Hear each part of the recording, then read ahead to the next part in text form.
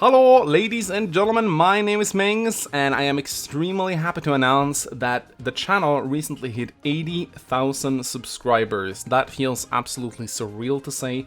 80,000, that's a really big number. I am so excited and also very humbled that 80,000 of you have subscribed over the years. It feels absolutely amazing. I am super grateful to you guys, and you know, there was a time when I was excited about 100 subs. Like, if you click the, I actually have a milestones playlist that I've linked in the video description. You can actually go back and watch all my milestones. I made one for 100, one for 1,000, one for 10,000, and then I made one milestone for every 10,000 after that.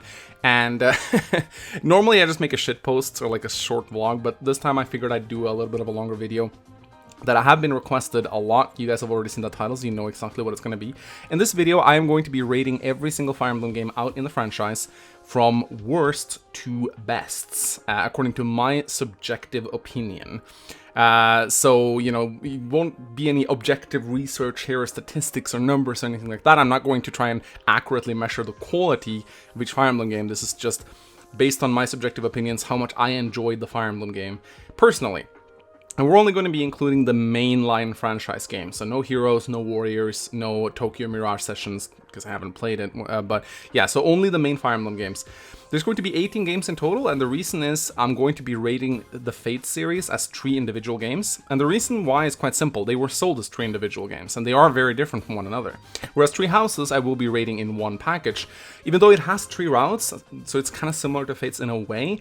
It was still sold as one game, and the story is a lot more intertwined, I find, in the 3 routes. So I will be rating that as one game. Though I will say, disclaimer, I still haven't completed the Golden Deer or the Church route yet. Like, I'm halfway into Golden Deer, so I basically have 1.5 route left, but I still feel confident rating the game. I don't really think my opinion on 3 Houses is going to change a lot moving forward. I think it's pretty much like, my opinions on it are pretty set at this point. So yeah, let's just get started with number 18 on the list. So this is going to start out very negative, because on the bottom of the list are all the Fire Emblem games that I really dislike. And then it's going to like get gradually more positive as it comes towards the top 1 game. So yeah, without further ado, let us begin. So starting out at number 18 on the lists, and my least favorite Fire Emblem game in the franchise, and I don't think anyone's going to be surprised here, is Fire Emblem Fates Revelation. So, Revelation, oh boy, only talking about this game makes me angry. So, this game is, in my opinion, maybe not even the worst Fire Emblem game in the series, it might just be one of the worst games I have played, period. I think that Revelation is an absolute affront to Fire Emblem design. I think that, honestly, Fates would have been better if Revelation just didn't exist, if they just never made it. I think one of the big issues I have with Revelation is that it feels like an afterthought on a side story, but it's sold and marketed as the satisfying conclusion to the Fate story as a whole. It sort of gives all the answers, it allows everyone to come together, you know, you fight the real enemy. It's supposed to wrap everything up and give an explanation to everything. And it just feels like a cringy DLC that they tacked on the side. Now, Revelation, I'll start with the few good points that it has. You know, it's very good for people who just want to ship characters together, because you can get characters from both Hoshido and Nor, so you can pair them up, you can get supports that you otherwise wouldn't be able to get, you can have child characters that you otherwise wouldn't be able to get, and the music is pretty good, and the aesthetics is nice, I guess. I like the look of Vala as a whole. So that's like the few positive things I can say about Revelation. The bad things is that it's probably the laziest design game I have ever played. The problem I have with Revelation is that it tries to be very cool and special. Every map is unique, every map is special. Every map is supposed to have a gimmick, at least when they just don't blatantly recycle maps from Birthright and Conquest, which it does a lot until you get into the Val arc. But there's a lot of maps in Revelation that are supposed to feel unique and special. You have elevators that move around the map, you have the annoying snow shoveling map, which you have to like shovel snow to get past to the enemy. Maps where you pick up crates to block the enemy. And many of these gimmicks probably would have been cool if they were tested more and actually implemented better. But because Revelation is so rushed, and I get the sense they didn't play test it at all, most of the gimmicks just end up feeling like slogs, and they're just incredibly annoying to play. There is this chapter in the Vala arc where there's like an elevator or an escalator taking you from map to map. which in theory actually sounds pretty cool. You have to like base your army around the timing of the escalator, and you have to make sure that, you know, you go to the right place. But what ends up happening is just a map that feels like a crawl, because you're just waiting for the goddamn thing to arrive so you can transport your units over to the next room. And there's no sense of urgency or foreboding or timing, so you just end up sitting there listening to elevator music as you slowly trudge across the map. It's really horrendous. It's like cool in theory, cool, but completely fails in practice. Story felt incredibly lazy. There's just, it's so uninspired. Like, Vala itself was such a weird and boring and dead place, and I suppose it was supposed to be a dead kingdom, but I don't know, it just felt like an unfinished world in a beta of a game before they put all the NPCs in, you know? It kind of felt like you were just, yeah, in an unfinished video game level, pretty much. That's how I feel Vala is. And story just really bad. I mean, Fate's story is already pretty shit on its own, but Revelation was like a step further down the shit pile. Revelation actually is one of the few games that I've just outright cancelled on my channel. Like, I did a full Let's Play of the first of Revelation with Gast, but I did something called Corin Quest, which is a playthrough of Fates where I play with exclusively Corins, and I actually ended up cancelling it because I just could not be bothered to play Revelation anymore. I realized that it was actually killing my enjoyment of Fire Emblem. That's how much I hated that game. Revelation, like, also another problem I have with it, and this is a big point towards Fates as a whole, if the story of a Fire Emblem game sucks but it's fun to play, you can at least skip the story by pressing the start button. But if the map design is awful, you cannot skip the bad maps. So you're forced to play through them, which makes Revelation extra shit. Because there's some maps that are just so horrendous you don't want to play them. Even if there are some of the maps who are not that bad, you still have to play through the bad ones. But a bad story you can just skip. You can't do that with bad map design. Another problem I have with Revelation is that the difficulty comes in spikes, where it will be a snore fest for several chapters, and then suddenly you reach a point of a certain chapter, usually towards the end, where he just throws a bunch of reinforcements at you that are super scary. And keep in mind, this game does not have a turn wheel or anything like that, so if you don't play on casual mode, you have to restart when you lose a unit, or you should. And so there is this particular one map where you fight against Ryoma and Sander, where suddenly, towards the end of the map, a bunch of Master Ninjas come in from each side, and they're super scary. And, of course, you're sleeping because you're playing Revelation, so you're not paying attention, and then you just die. And it is extremely infuriating the way the difficulty just suddenly spikes up. It's really annoying. It's by far the easiest of the three games. Conquest is hard. Birthright gets hard towards the end. Revelation is pretty much a snooze fest from start to finish, but it has these, like, insane spikes where it just gets super difficult. Again, like, no one playtested the game at all. Really, really infuriating. Absolutely a piece of garbage game design. I actually think that if they just took the budget that they spent on Revelation, which can't have been much, just poured it into Birthright and Conquest, I think we'd have a better game overall. Yeah, sorry to start this off with such a negative rant, but it is my least favorite Fire Emblem game in the series for a reason. Fire Emblem Fates Revelation, never play it. Let's just pretend it doesn't exist and you'll enjoy Fates more. Next up on the list, we're going to be hating on Fates a little bit more with number 17, Birthright. Now, whereas Revelation makes me angry, frustrated, and upset, Birthright just makes me feel nothing. It just makes me really apathetic. It's just a very bland game. It's not even bad, it's just very boring. It's a very basic Fire Emblem game. The maps are basic. The enemy placement are very standard. It doesn't take any risks. I think almost every map in that game is a route. I think there's a reason why they call it Birthright.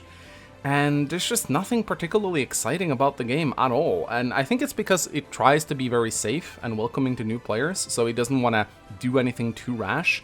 And for that reason, it is actually a game that I would recommend to newer players. Like, if you have a 3DS, and you want to get into Fire Emblem, and you happen to sit up on a copy of Fates, I'd be like, yeah, play Birthright. Play Birthright on normal mode, and just enjoy it. Play it once, and then never touch it again.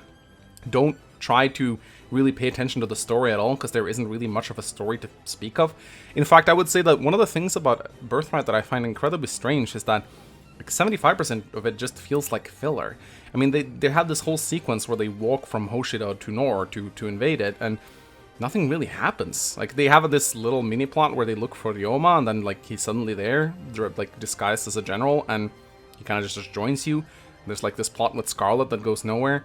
It just, it's almost like someone cut 90% of the script, you know? Figure that. And yeah, it's just really just an empty, bland, and boring game. Like I don't even particularly dislike it. I just find it very, very not exciting. Now, I'll give it some credit where credit is due. I do like the Garon throne room map, where you fight against King Garon. I think that's a pretty good endgame map. I'm not particularly fond of the dragon fight, but just that particular throne room map has really cool music, and it just feels really cool to play every time. It's like one of my favorite maps in Fates, actually. And it has an absurd difficulty spike. If you play on Lunatic, there is a chapter where you fight against Camilla in the sewers that just kicks your ass. And it's weird because like 80% of the game is a complete snowfest. Even on Lunatic, you're just blasting through the game. You don't even need bonus items or anything. You can just basically autopilot your way through the game. And then suddenly you reach Nor, and you meet the Camilla map and later the Hans map, and you just get your ass handed to you. I mean, I'm not sure if I would say that's a good thing. Personally, I enjoyed it because I was like, whoa, yeah, finally a challenge. That makes me a little bit more engaged. But I would say design-wise, it's not very great. It's like they didn't properly test it. I think the difficulty should rise slowly in a Fire Emblem game. It shouldn't just be like, bah. But, you know, that is the case with a lot of Fire Emblem games, so I'm not going to give it too much flack for that. So, yeah, no, as I said, it's a basic Fire Emblem game. If you're a beginner, you want to get into Fates, try it out. But personally, I don't like it much. I think it's just really boring. Would not play. Next up on the lists, at number 16, we have a game that is religiously worshipped by a very small fraction of the fanbase, often, you know, referred to as one of the best Fire Emblem games ever made for its time. We have Fire Emblem Gaiden, the second game in the series, and what later became known as Shadows of Valentia in its eventual remake. A lot of people are probably puzzled as to why they decided to remake Gaiden, but I think that the game is very revered among many old-school Fire Emblem game designers, because it was way ahead of its time. Like, if you look at Gaiden and everything that it accomplished, and everything that it at least tried to do, it's very clear that Kanga was held a lot back by the hardware available to him at the time. Like, if you compare it to Fire Emblem 1, which is a very basic game, Fire Emblem 2 did so many things that was later adapted into later installments of the franchise, such as overland map exploration, multiple lords, you know, branching promotions, random encounters, monster battles. There's just so many things in Gaiden that you just have to admire Kaga for coming up with at the time. And they really, like, after Gaiden, they really took a step back and they tried to simplify the game again until they sort of kind of later decided to escalate it into a more advanced direction, and they borrowed many concepts from Gaiden, and eventually they remade Shadows of Valentia, which is a really cool game. So why is it so low on the list? Well, because it's slow, and it's not just a little slow, it's very slow. The only way to really enjoy Gaiden, I think, is to play it at constant 300% speed. You can do that with an emulator. You can set the speed to... I think when I recorded Gaiden Abridged, which was like a scripted Let's Play of Gaiden, I was recording constantly at 300 and 350% game speed. And even then, I felt the game was clunkily slow. Really, really slow. Not just in terms of how slow the animations are, but also just how slowly your party levels up. Even if you play on Elite mode, I think you get like 8 or 9 experience for killing a zombie or something like that. It's absolutely horrendous. Now, you do get team experience in that game, so that is to sort of make up for it a little bit, but no, I just remember playing Gaiden and just going, whew, this game is really, really slow. So while I admire Gaiden, while I respect everything that Gaiden tried to do, and while I am grateful that they remade it into a new game with, you know, smoother game mechanics, I have to put Gaiden far down on the list because it's just a game that I just find hard to play through. I just don't enjoy it all that much. I like doing Gaiden Abridged, and that was kind of the only way I knew how to get through that game on my channel. And a lot of people still ask me today, you know, what happened to Gaiden Abridged? Well, you know, I might as well address it in this video because I know I'm going to get comments on it. It's a very time-consuming series to make, and it didn't really get enough views to warrant continuing it, but I will say that I might just go back and finish it anyway, just for the sake of having it finished, because I like finishing Let's Plays. Even though it's probably not going to be worth the amount of time I'm going to put into it, still probably a worthwhile series to finish on the channel. So yeah, but anyway, Gaiden, it's a cool game, really ahead of its time, innovative game design, lots of cool concepts, but just a horrendously slow game to play, and that's why it's not very high on the list. Up next, at number 15 on the list, is the game that saved the franchise, Fire Emblem Awakening. And it really did. I'm not joking around when I say that. I don't mean that in a sarcastic way. If it wasn't for Awakening, many of the Fire Emblem games that we know and love today would not exist. Fire Emblem Awakening was a last attempt to try and revive a dying franchise, and it succeeded. And it didn't just succeed a little bit, it succeeded a lot. It drew in tons of new players to the franchise. It was released on a relatively hot console at the time, And the game just started off with a bang. I think my designer sign said it best. It had a really kick-ass demo and a really cool intro cinematic that drew in a lot of players. And as a result, a dying franchise was revived. Now, many of you guys probably weren't around back then if you're newer fans of the channel, but back in like the dark ages of Fire Emblem, as many call it, after Fire Emblem 12, Heroes of Light and Shadow was released, the Japanese exclusive, there was a lot of uncertainty in the community because we thought the franchise was dead. Serenus Forest had this like big Great Depression where people would just like post topics where they would be really sad, like, oh, there's no more Fire Emblem games, what are we gonna do? I do believe that the fan event Fire Emblem E3 was actually created as a response to the fact that there were no new Fire Emblem games scheduled.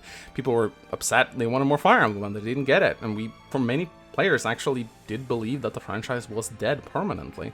And then Awakening came around and revived it, and it revived it big. Now, back in the day, there were no Fort Mangs. I didn't really have a community at the time. I hung out a little bit at Serenus Forest, although it was kind of toxic back in the day, so I didn't really like it. It's gotten a lot better now. And I also hung out a lot at Fire Emblem Main, the official Fire Emblem Facebook group. And there were arguments daily, because there were so many new players coming in thanks to Awakening. And, you know, we coined the phrase Awakening Baby, you know, to talk about someone who just got into the game and played Awakening as their first game. Today, if you played Awakening as your first game, you're most likely a veteran of the series, which is kind of weird to think about. But back then, we'd call them Awakening Babies. And I feel like the divide between elitist and casual, it was a lot bigger back in the day, because you had the old school fans who had played all the old school games, and then you had the Awakening Babies, and they would butt heads constantly on these pages.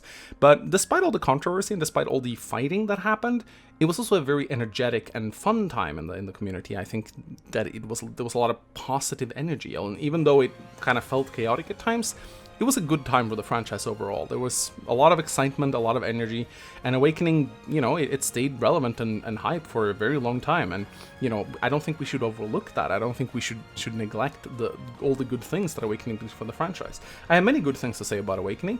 You know, it starts off great. I really like the first arc of the game. It has a lot of cool and memorable characters. The soundtrack is absolutely amazing. The cinematics are actually some of the most beautiful cinematics to date. I actually think the cinematics are prettier than many of the modern games that we have in Tree Houses and Echoes and the like. And my praise kind of stops there. Actually, no, there's one more thing. The supports are really solid in that game. I don't necessarily like many of the characters there, but the supports are really wonderful, and there are a lot of them. So why is Awakening so low on the lists? Well, it starts off pretty good, and the maps are pretty good, and then it really, really, really goes downhill from there. When you get into the Valm arc, that's really when the game really starts to suck, at least for me. A big problem that I have with Awakening personally is its open maps. There is such a lack of terrain on that game. Like, I feel like every single map in the mid-game is like an open field. There's hardly any forts or forests to take cover in, and you just feel like you're so exposed at all times. And I feel like the only real way to play that game is either to grind and bum rush the enemies, or just slowly pull the enemies one by one if you play on very high difficulties. And then of course there's the issue of ambush spawns, which really fuck you over. I don't think, you know, anyone who's been around for a long time probably will remember the Mila tree and how mad that map made me. If you don't know, there's this flat ground that's like a tree. You're playing on a tree. You're playing literally on the Mila tree that you see at the end of Echoes. And there's no cover, no terrain to hide in. It's just an open field. And towards the middle of the map, you get ambushed by Falconite ambush spawns on both sides. And it is absolutely frustrating. Now, I do know that the proper way to play that map is to rush it, like to warp past it and just kill the boss. But for a newer player who's trying to play the game in not such a way, you're going to get really fucked over hard. I also dislike pair-up in that game. I think it's way too broken. It makes the game way too enemy face focused as opposed to player face focused, and it has some balance issues such as Second Seals being too OP, Gale Force being way too strong, and Children just being broken as hell.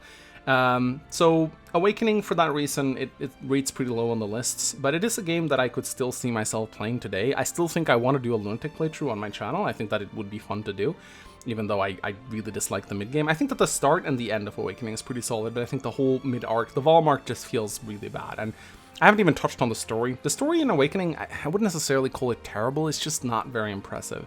I don't like Grima as a villain. Many of his actions don't really make sense, and the story just feels weird. There's just something to Awakening. It has an emptiness to it that it's a little bit reminiscent of what we saw in Birthright, just not to as big of an extent. It feels like in Awakening they are trying to write a story. it feels like they didn't really put a lot of effort into it. At least they have some world building, they have some plot going on, but for me it just feels really empty overall. So Awakening starts off great. I'm really grateful for what it did for the franchise, but as a game it ranks pretty poorly. Up next, we have the Japanese exclusive Fire Emblem 14 Heroes of Light and Shadow. Very long title. That's because we don't really have an official translation of it to date, because, as I said, it was Japan exclusive. Now, why was it Japan exclusive? Well, Shadow Dragon sold kind of shittily, and as a result, I guess they just didn't deem it worth enough to release outside of Japan, and so they just made it Japan exclusive, which is a big shame, because I actually think that Heroes of Light and Shadow improved a lot from Shadow Dragon. Basically, what people didn't like about Shadow Dragon was mainly like a pretty simple story, lack of supports. It kind of didn't feel like a new Fire Emblem game, and it wasn't. It was a remake of an old school Fire Emblem game with some new mechanics added onto it. Heroes of Light and Shadow took that and they added a lot of things. They added a deeper story, and with the guidance, they added supports, they added base conversations. They did a lot of the things that I think people wanted originally from Shadow Dragon, but a lot of people never got to experience it, because the only way you can play the game today is to, download a translation patch if you don't speak Japanese. That's the only way you can really play it. I played it on the channel myself on Maniac mode blind, which I wouldn't really recommend to anyone. It's a pretty insufferable experience. That game is really hard on new players. It's a game that gets progressively better the more you play it. And it is a game that is revered by speedrunners and LTCers.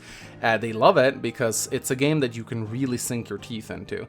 The more you master it, the more fun it becomes to play. I do believe Rengor is his favorite Fire Emblem game. He absolutely loves it. I'm currently co-hosting a Let's Play of this game on Mecha's channel, and it's pretty enjoyable. He's playing with a bit of a gimmick added on top of it, with like a Wheel of Death that kills off random characters. Although I think he should just, man up and play it on Maniac or Lunatic, personally, but that's just my opinion.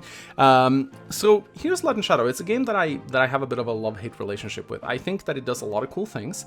The music is wonderful. I think that the overall story is pretty cool, and it has a pretty solid difficulty on it. I think if you play it even on hard, it's relatively challenging, and on Maniac it gives you more than a good run for your money. But it also has things that I hate, such as ambush spawns. A lot of ambush spawns, and also a lot of bullshit difficulty where it just sort of forces you into a lot of tedious situations where multiple enemies will strike you at once, and you just really need to play smart. Like, that game really does not hold your hand at all. Story-wise, though, it also includes maybe one of my least favorite avatars in the franchise, Chris. Corrin gets a lot of shit for being a bad avatar, and even Robin gets crapped on every now and then, but I think we all overlook just how horrendous of an avatar Chris really is. Chris is probably the most obnoxious, horribly written avatar that I can think of in recent memory. He is just so annoying, and the only thing he talks about is his grandfather and training. He strokes Marth's cock like no tomorrow. He makes Jagen look weak because Jagen starts to question himself and act all out of character so the avatar can get his moment in the sun. It's just, I really, really dislike Chris in that game, and that, I feel like that's when they really started to experiment with an avatar. And I personally think that an avatar, taking away the avatar as a whole, would just make Fire Emblem better. That's just my opinion.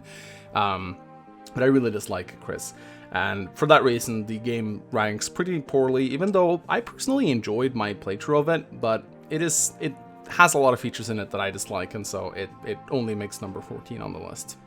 Up next, at number 13, is the game that started it all, Fire Emblem 1, Dark Dragon and the Sword of Light. Now, I can already hear a lot of you guys typing on your keyboards, "Mangs, how could you say that Gaiden is slow and clunky and use that as a justification to push it so far down the list, and yet have Fire Emblem 1 all the way up at 13? Wouldn't it make more sense to have them next to each other, considering they're both pretty slow?" Well, for some reason that I can't really begin to explain, this might just be complete subjective experience from my side, Fire Emblem 1 just feels a lot less slow than Gaiden. I don't really know why. I think it's because units level up a lot faster in that game. I had a discussion with this about Chaz, or with Chaz, when we did a recent episode of Tree Houses, and he also agrees that there is a charm and a simplistic elegance to Fire Emblem 1 that makes it hold up today, even though it's basically 30 years old. It really shouldn't hold up by today's standards. The mechanics are really slow. It takes a little while to get used to. The emulator is kind of bad if you don't have a Nintendo to play it on. But for some reason, it still feels a lot of fun. And I think one of the reasons why Fire Emblem 1 feels so fun, I think, aside from the nostalgia factor, the fact that it is the first game in the series, the game that started it all, is the fact that, one thing that I really admire about Fire Emblem is that the game mechanics have held up for 30 years. Like, if you take the first Fire Emblem game, the mechanics are essentially the same as the new Fire Emblem games. It's still an RNG fest We're still like an RNG-based game from 0 to 100, where you use damage against the enemy's defense to deal damage. There's terrain that influences that hit rates, and you have a hit point bar that goes down, and basically the same stats. The stats have not changed at all.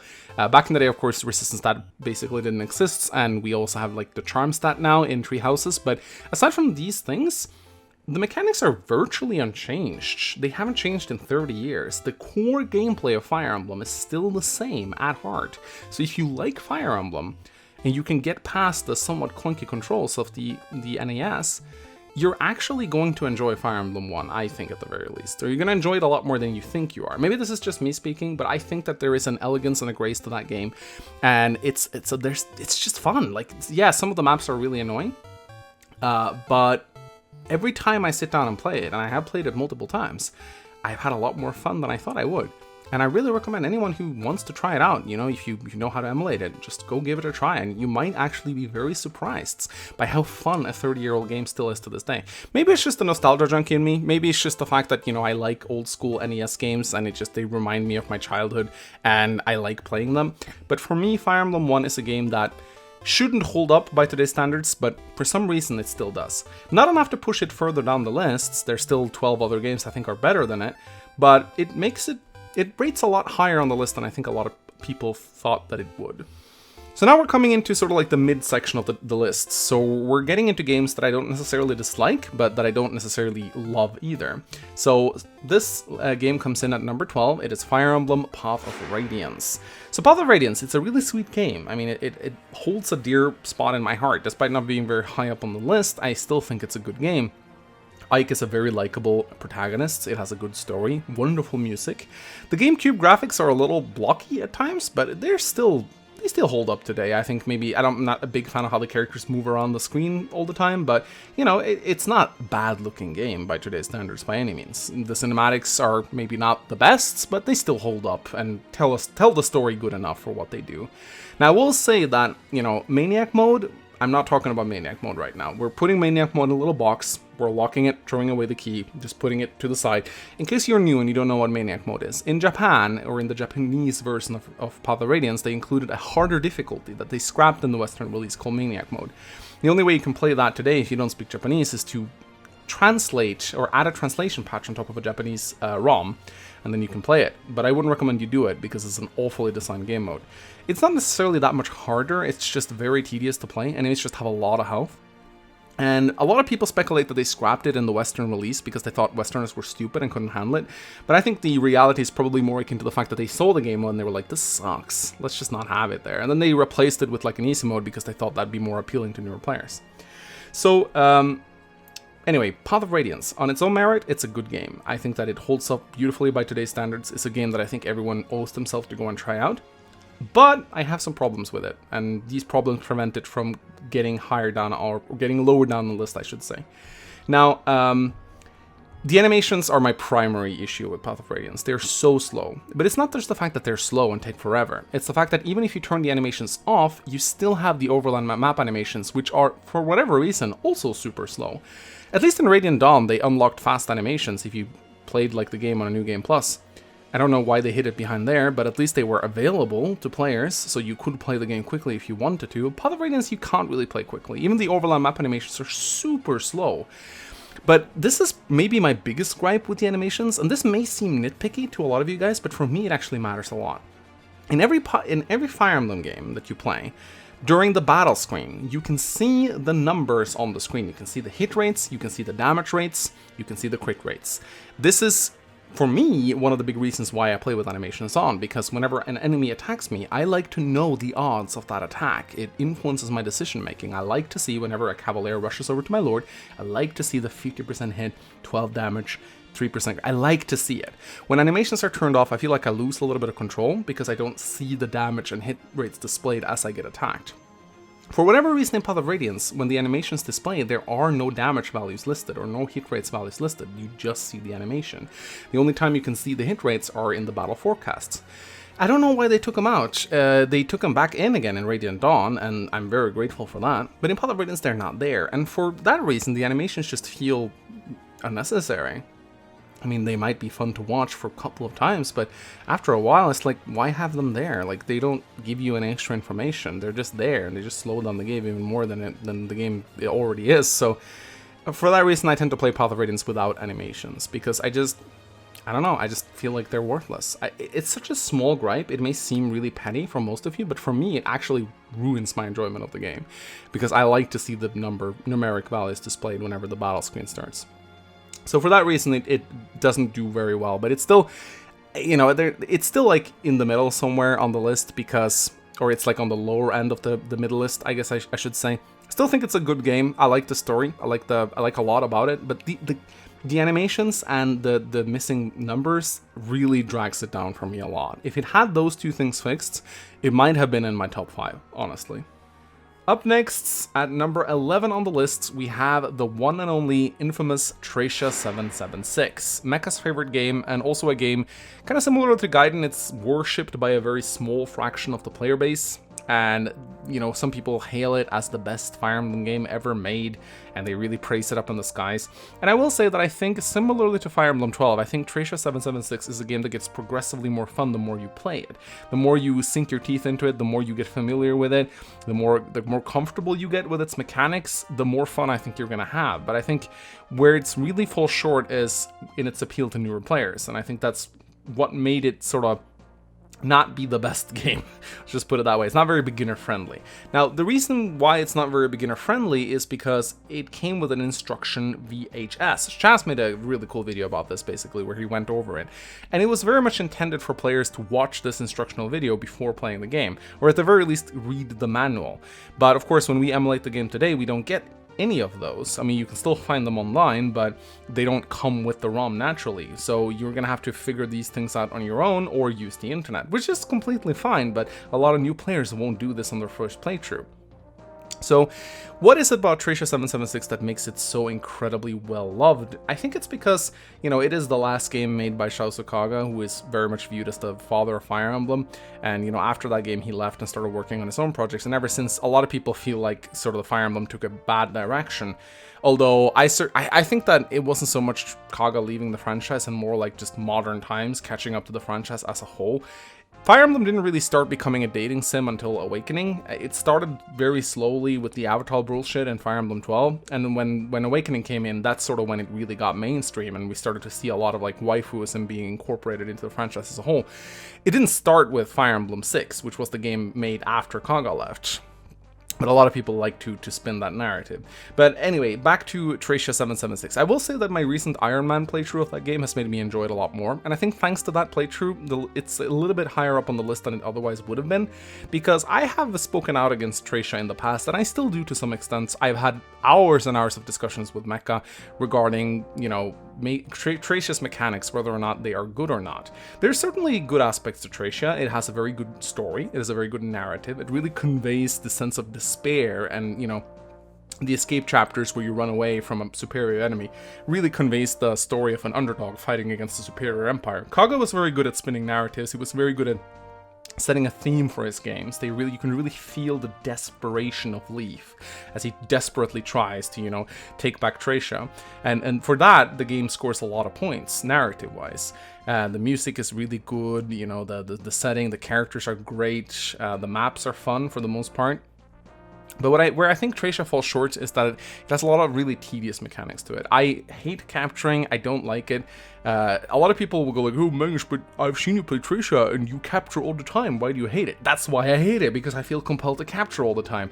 It makes me do stupid shit. And I know you don't really need to capture all that much. In fact, I'm pretty sure you can play through Tracia without capturing a single enemy. I'm not sure if it has been done, but it wouldn't surprise me if it was possible, because it doesn't really seem like something you're forced to do a lot. But for me personally, when I know I can get an item, and this is very much due to my own incompetence and my hoarding, you know, hoarding habits. I don't even know how to say it. I like to capture, and it makes me do dumb stuff, and I lose out on units. And for that reason, I hate capturing. It's a bit of a selfish reason, but I just don't like the mechanic. I think it's tedious. I know that there's some characters who are really good at capturing, such as Finn. You're supposed to do it with them. But personally, I think it's a feature that just slows down the game. I just like having my items come from chests and drops. I think that the ability for you to get almost every item in the game, if you go through a lengthy and tedious capturing process, is just annoying. There are some bosses who are very reliant on RNG for them to be captured. And I just don't like it. I think it's a stupid concept. I don't necessarily like story-wise. I don't think it's a stupid concept. It really conveys the feeling, again, the feeling of desperation that you need to like capture enemies and like scrounge up gear from them in order to fight them. You know, it really makes you feel like you're a pack of soldiers fighting a guerrilla warfare. You have to like capture equipment from the enemy just to be able to fight them, which is cool. But mechanic-wise, I just think it's a dumb mechanic that makes me do dumb things, and I hate that it's there, and I don't want it to be there. Same thing with fatigue. I really like the narrative, composition of the fatigue mechanic. The fact that you have to rotate your army around. You can't just fight endlessly. You're gonna tire out eventually. You're gonna have to rotate. It makes sense, when you fight in a war, you're gonna get tired, and you'll need some rest every now and then. But personally, I just don't like being restricted in the units that I can use. I like to have a core A team of players and just sort of roll with them. And fatigue is just a bothersome mechanic that just, I don't like it. It's like this little annoying mosquito buzzing around your ear going like, you can't use that unit, you gotta keep that unit in check. And I just end up ignoring the mechanic and just playing like I want to anyway, and then just being annoyed when I can't feel the unit. That's my relationship with fatigue. I think it's needlessly restrictive. I understand why it's there, and I understand what Kaga tried to do with it. He wanted you to rotate your army around, and I appreciate that to some extent, but for me personally, fatigue just detracts from the game experience as a whole. I don't like it. I think there's a lot of other cool mechanics in Thracia though. Leadership stars, I always like those. I like the fact that you can go after the enemy generals to reduce the enemy army's morale. That's always great fun. The staffs are a lot of fun in that game. You can warp around, you can steal with the steel staff, a lot of fun things you can do in Thracia, a lot of cool strategies. And chapter 14, while I got my ass handed to me, is still one of my favorite defense chapters in Fire Emblem as a whole. I really like that. So Thracia, I like it. I think that it's massively overhyped, and I think people place it on a pedestal, but I understand also why people like it. It's far from my favorite game in the series, but it's also far from my least favorite game in the series. Moving on, and yes, I am wearing different clothes now. This shot a little bit later in the day. Moving on. At number 10, we have Fire Emblem Radiant Dawn. So Radiant Dawn, it's a game that I both have a lot of respect for, and a game that I like to crap on every now and then. I respect the difference in game design that the game has. Like, it's very differently designed to all the other Fire Emblem games. The way it's sort of played like, it's like a game with many short stories that all combine into one big story. You go from Act 1, Act 2, Act 3. You get basically almost a different roster every time, which is a very interesting concept, and they had to do it that way because Radiant Dawn's roster is absolutely huge. There's no way you'd be able to make a conventional Fire Emblem game with that many characters. I'd say that it is a lot better than Path of Radiance in many ways. It fixed a lot of the issues with Path of Radiance, mainly the animations, and also adding numeric values to the animation display, which, matters a lot to me, which is why it's higher up on the lists. I also think it looks a lot better than Path of Radiance. It came out for the Wii U rather than the GameCube, so obviously the graphics are a lot smoother. It looks beautiful even by today's standards. And of course the music is masterful, and it has a lot of great character designs. And it's also cool to have a sequel. There's not that many Fire Emblem games in the franchise that have a sequel. It's cool to see everyone grow up, see Ike go from little boy to buff man. It's a lot of cool, watching all the cute girls grow up to become cuter girls, and I don't know, I really like Radiant Dawn a lot. I think I can speak for hours about the things I love about it, but I could also speak for hours about the things I dislike about it. So let's talk about some things that I dislike about it. So as I said, there's too many characters in Radiant Dawn. There's so many characters that a lot of them just simply feel like afterthoughts. Characters like Neolucci, Lucia, Tormod, Miriam. There's so many cool characters that I loved in Path of Radiance that are basically shoved to the side in Radiant Dawn because there's just not enough space for them. Like Tormod, he joins, then he leaves and doesn't come back until late Act 4, I think. And it's just impossible to use him. Like, when he comes back, he's not really that good. And I feel like a lot of characters fall under this curse. The game, they just try to cram too much together. And it's ironic because Radiant Dawn is by far one of the longest games in the series. It's so massive. Like, it takes a long ass time to play through that game. And yet, you still feel like there's not enough space for every character to be in. You know, there's also the problem with the Dawn Brigade. I don't know why they are so trash, but just compared to every other unit in the game, they just feel so incredibly weak. And it's just, you know, it's a running gag at this point how bad the Dawn Brigade is. And it's just like, I don't know. I do actually like some of the maps in the first act, but you do get tired of babying these, you know, baby soldiers. And it feels so good when you finally get around to the Grail Mercenaries. You actually get to play with some real units that kick ass. I don't know if it's intentionally designed that way to make you appreciate the Grail Mercenaries more. If that's their actual design, then that's actually pretty good. But if not, it just feels really shoddy and weird. I also think the story of Radiant Dawn is very, very bad. I actually think Path of Radiance's story is way better. Like, it's way more cohesive, makes more sense.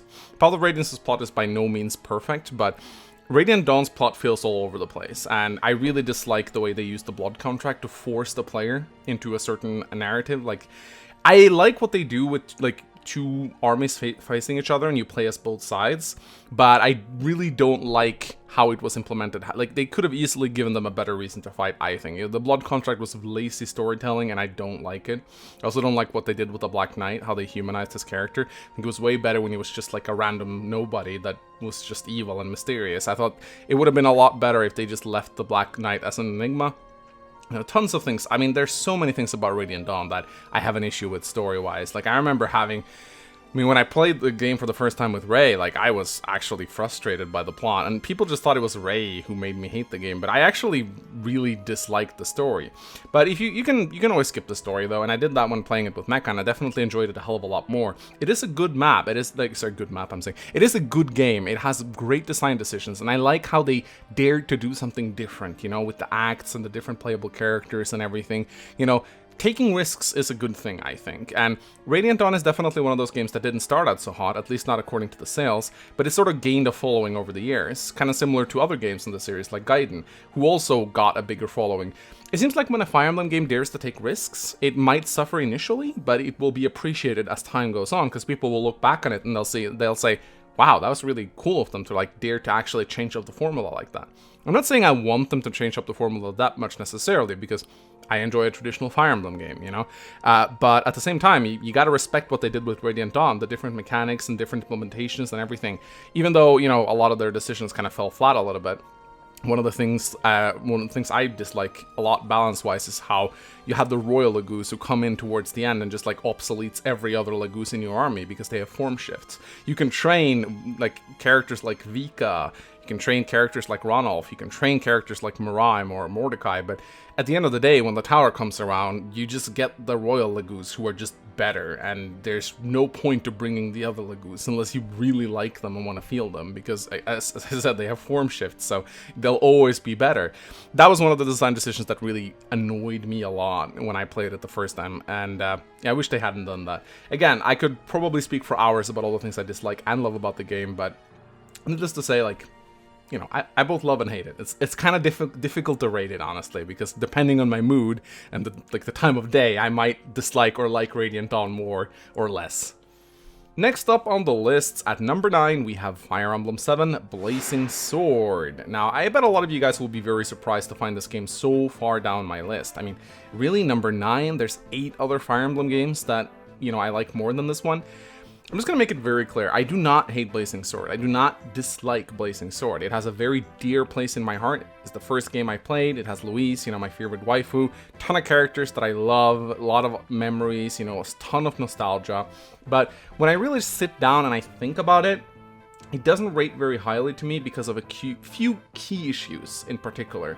The first is that I really think the story sucks. I really dislike FE7's story. It is an absolute jumbled mess. If you haven't watched Mecha's Plinkett review of the game, I really recommend you go do that, because personally I think it's some of his best work. A lot of people were really put off by the dark voice that he used in that series, but I think once you get past that, you actually sort of watch the whole thing in its entirety, it really puts into perspective just how awful the writing of FE7 is. And just not just a little awful, it's just it's horrendously awful.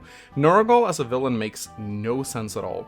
There's a lot of translation issues with the game as well, but I'd like to think that that's not the only reason why the story feels weird. Although it certainly adds to the confusion of the narrative sometimes. But it's the way the game pulls the rug over your eyes and sort of deceives you in a way. And it just, I don't know, it's very hard for me to explain it. You know, I just say just go watch Mecha's Plinkett review. I'll throw a link in the video description. It definitely is worth a watch. It is a seriously, criminally underrated series that he's made. And I feel bad trashing FE7 because I feel like every time I do it, people just get sad. They'll be like, but it's my favorite game and I like it. I was like, I don't mean to trash on your childhood game. I love FE7 too. But I just think it's interesting to point out all the plot holes that game has and just how horribly written it is compared to every other game in the series. And it doesn't feel that way because what FE7 has going for it is a very strong cast of characters. Eliwood, Lyn, and Hector are great main characters, in my opinion. It's cool to have three lords.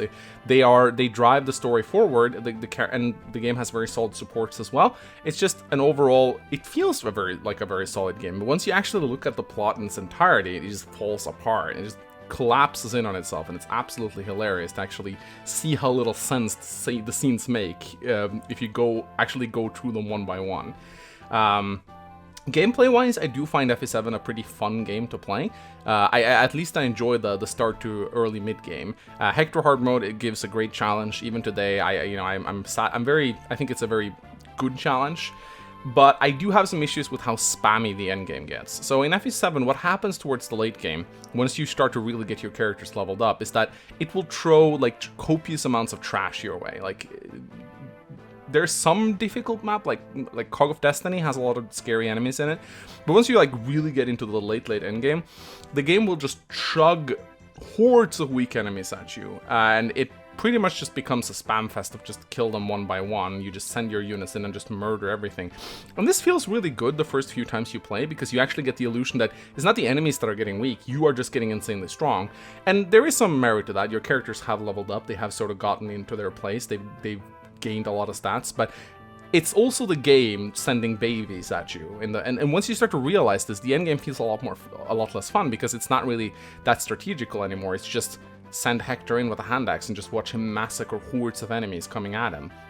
And it to me at least, whenever I get to the end game of FE7, it kind of loses its shine for me, because I realize I'm cutting down swaths of just weaklings, and I really dislike that. I think that the end game should be more about going up against a small elite army. And to FE7's defense, the last map is cool. I like it, actually. It feels great to play.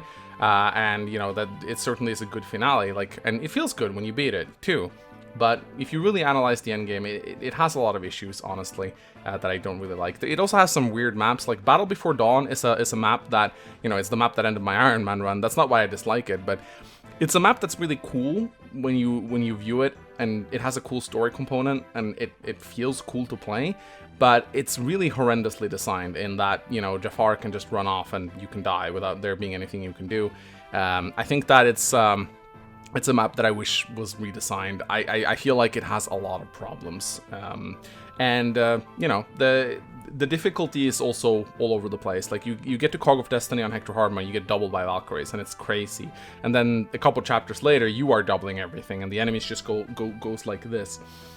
So, I don't mean to trash talk FE7 too much. Like, I don't want to make it seem like I hate the game. I really don't. I like the game. But it has some issues. It has some very glaring issues with it that makes it fall further down on the list. And it's not on number 9 because I dislike it. It's just on number 9 because there are 8 other Fire Emblem games that I think are just better than it, because they're really good Fire Emblem games. So I hope you understand where I'm coming from with this.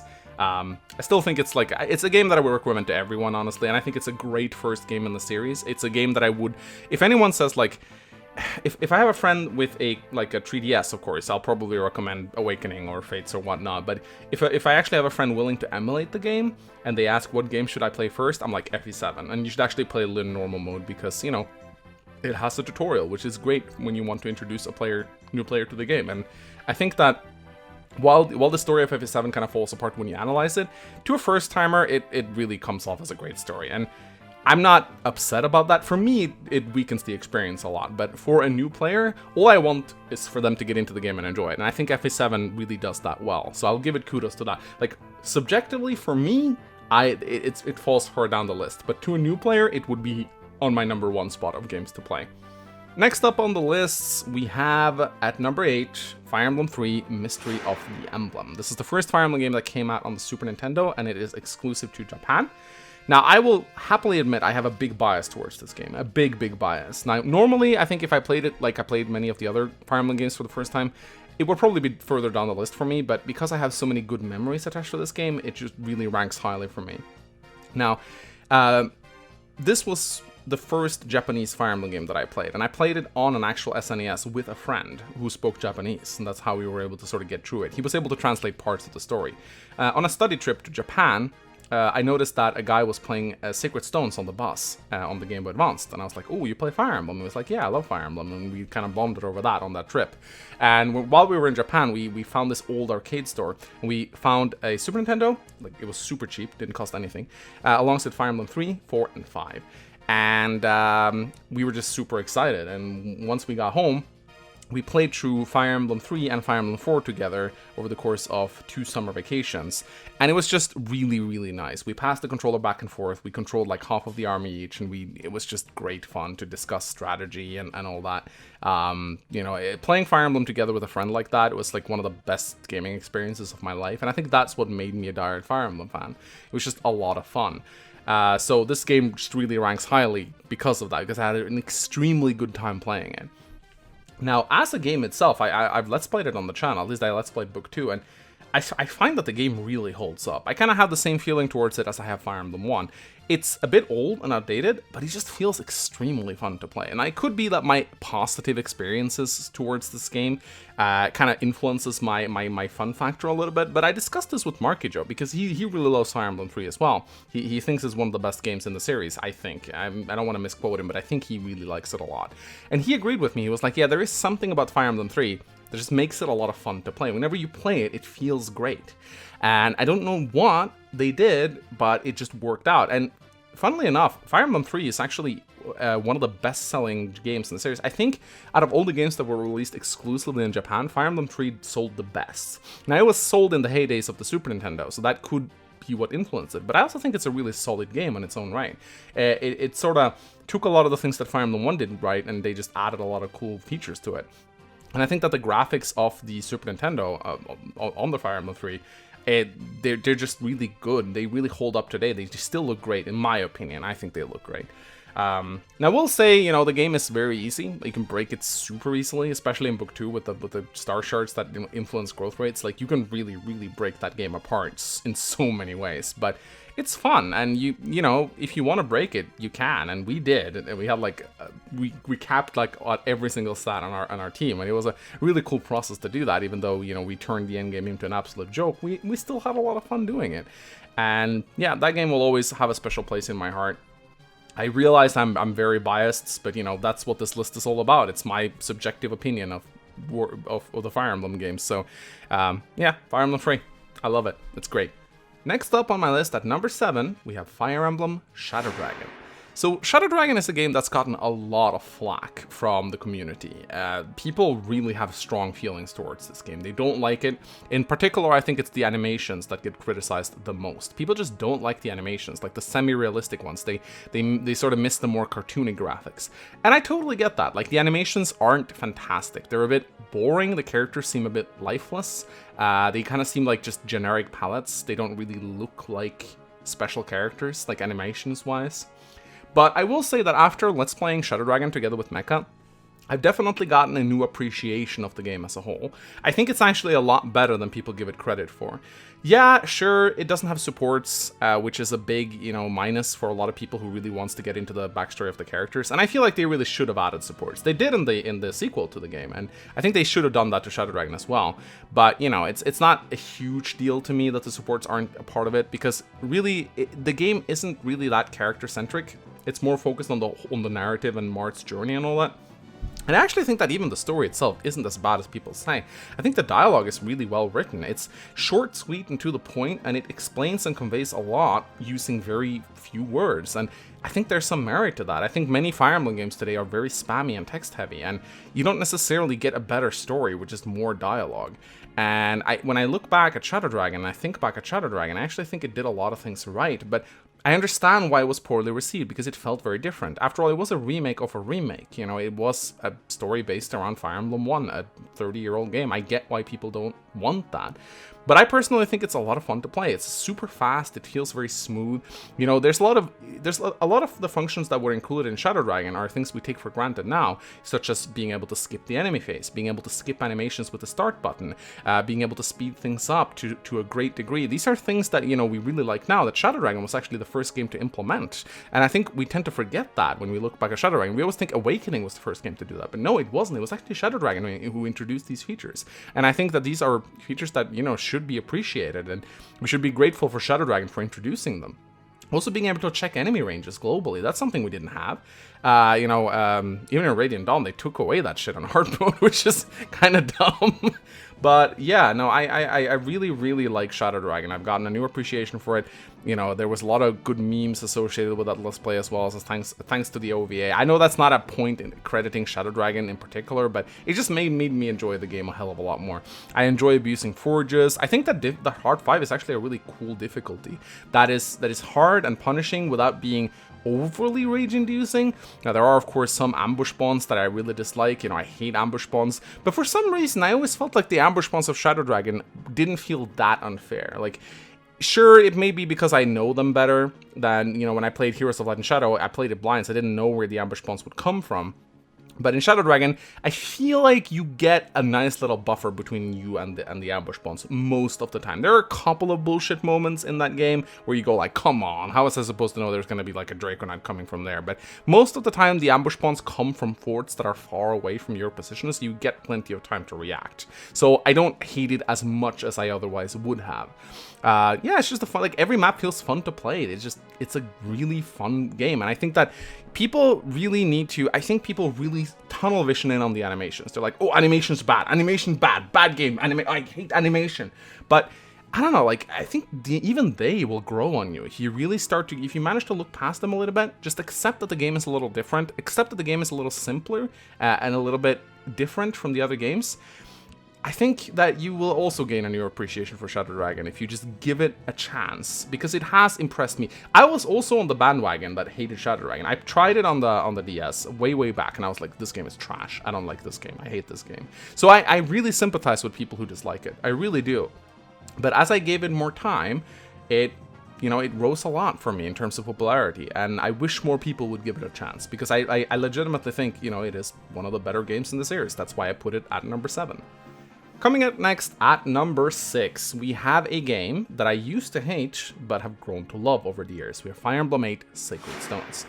Now, one of the reasons I used to hate Sacred Stones was because of its ridiculously easy difficulty. The game has 3 difficulties, easy, normal, and hard, and all of them are a complete joke. And yes, bring on the Iron Man comments, I know they're gonna come here. Haha, mine's lost an Iron Man, blah blah blah blah blah, yeah, okay. So, obviously you can still die in that game. It's not like a complete snorefest, but at least the end game is ridiculously easy, because enemies don't scale very well there. So, obviously there are things about Sacred Stones that are very easy to shit on. It's very easy, you know, it has Seth, one of the most broken pre-promos of all time. You can just, like, solo the game at base. A lot of the characters the Sacred Stones can solo. Like, Franz is equally OP if you give him a couple of levels. You can grind to your heart's content, which, while it is a feature that I greatly dislike, I appreciate that it is a feature that a lot of players like. Going to the Tower of Valny to grind up a death squad, I think it completely trivializes the game, and it takes away any strategic resemblance in that game, but it is something that a lot of people really love to do. People love the tower. They love it for grinding supports. They just love making a death squad and just cruising through the end game. And while I might not enjoy that, I still think that it's great that a lot of people do, and it really makes the game appealing to a big swath of the player base. And, you know, if you don't like it, you can always just not grind. Like, it's a perfectly viable thing to do. And I don't know, like, I think that Sacred Stones, I don't necessarily know why I've softened on it so much, because looking back at it, I still dislike the fact that it's easy. I mean, I did buff up the growths in my Iron Man run because I thought a regular playthrough of the game would just be a snooze fest. But you know, I still think it's great. One thing that I think is very interesting about Sacred Stones is how much it's inspired by Gaiden. I mean, we say Echoes is the remake of Gaiden, but truly, FE8 is like the real spiritual first remake of Gaiden. You have 2 lords, an overland map, monsters, random encounters, branching promotions. You got so many things that are inspired from Gaiden, which I just think is an interesting thing to know. I also think the story is pretty solid. It's not great, but it's solid. I think Ephraim and Erica are not the greatest main characters, but the game really has a great cast of playable characters, side characters, and also really, really strong villains. I think even a generic villain such as Walter really comes off as interesting. I think Kalak's absolutely wonderful. Reeve, while he is a bit of a Duma clone, I think, Duma clone, Manfroy clone, he still works out pretty well. I think the whole story, you know, the whole thing about, you know, using a dead king to revive him to cause a war, I think it's a very appealing story. It's not like groundbreaking or anything, but it really works well. And, you know, I did say that FE7 was a great introduction to the game, but I would also equally propose FE8 as a first introduction to the game. I think that it's a great game for new beginners to play. You know, its difficulty means that at least new players won't be put off by its challenge, because of course, being a Game Boy Advance game, you don't have like the turn wheel or casual mode or anything. So having an easy difficulty isn't necessarily a bad thing for a beginner. Now, I know this is a subjective list, and I'm bringing up a lot of like objective things that I think makes the game better for other players than not myself. So why have I put it so high up? I don't know, like, I looking back at it, I guess I've grown a lot softer over the years. I guess I've come to appreciate the more casual aspects of Fire Emblem over the years. I used to be like a rock-hard elitist, where it's like, if a game is not challenging, if a game is not hardcore, if a game allows grinding, it sucks and I hate it. Over the years, I guess I just become a little bit softer, and I've learned to appreciate some of the more casual aspects of the franchise. I've learned to appreciate things that I normally would not appreciate. I don't know, maybe it's just getting older and softer with age, but I don't know. Fire Emblem 8 has sort of become a much better game in my eyes, because I just look back and I appreciate the features that I didn't appreciate before. I can't really say why, but it's just really high up on the list for that reason. And while it's a bit unrelated to my enjoyment of the main game, I appreciate all the hacking tools that Fire Emblem 8 has brought with it to the community. It's by far one of the easiest games to hack, and all the things that have been possible to do with that game over the years in the hacking community, I'm very grateful that the game is there, and I think it's, you know, it's given us a lot of joy. Maybe not fair to include that in the rating of the overall game because I'm talking about the mainline games, but I felt like throwing it in there. Next up on the list, and now we're moving into the top 5. At number 5, we have Fire Emblem Echoes: Shadows of Valentia. Now, nobody asked for a Gaiden remake. Nobody thought we would get a Gaiden remake, but we did. And I'm very glad that we did, because one of my main issues with Gaiden is its slow and clunky gameplay, and that was fixed in Shadows of Valentia. And that just, you know, sort of made me appreciate the features of Gaiden a lot more after I played that game. Echoes is a game that feels very different. Obviously, it is a very different game, because it's based on Gaiden, which is a very different game. And I think that might initially turn some players off, because, you know, it just doesn't feel like Fire Emblem. It doesn't have a weapon triangle, it doesn't have breakable weapons. Gaiden was always called the black sheep of the Fire Emblem franchise, so remaking that game is obviously going to turn into a weird remake. But one of the things about Echoes, I think, is probably, to this day, the most beautifully, aesthetically, and best presented Fire Emblem game. Now, what do I mean by presented? The way the story presents itself, the cutscenes, the voice acting, the music, everything just blends together to create such a beautiful experience. The story of Echoes is wonderfully told. It's not without its flaws, you know, we have the whole Celica debacle with the Tower of Doom, and, you know, she acts a little bit dumb and stuff like that, but, you know, even Gast has criticized that as something that is kind of shoddily written, and he really loves that game. So, you know, when Gast criticizes it, you know it's bad. But aside from that, you know, aside from those little nitpicky issues that we can all pick, we can spend a lot of time focusing on them, but honestly, I don't think it drags down the main story that much for me. Just going, like, really just observing how breathtakingly beautiful Shadows of Valentia is as a game, and how beautifully it presents itself. It really is, like, this feels a bit cliche to say, but you can really feel the love that the developers had for that game. And it makes sense, because we actually learned through an article that the director of Shadows of Valentia, he grew up playing Gaiden with his dad. And then I think his dad died of illness. I mean, I'm sorry if I'm not explaining the story properly. I'm just going off memory here. But I do believe his dad died, and he wanted to recreate Shadows of Valentia in memory of his dad. And I think that the love that he poured into the game, and the love that a lot of the people who designed that game, they poured into the game, I can feel it. I can feel it when I play it. I can feel the love that they have for the game. This is a game that they take seriously, they want to present in a beautiful way. And you sort of just have to appreciate that.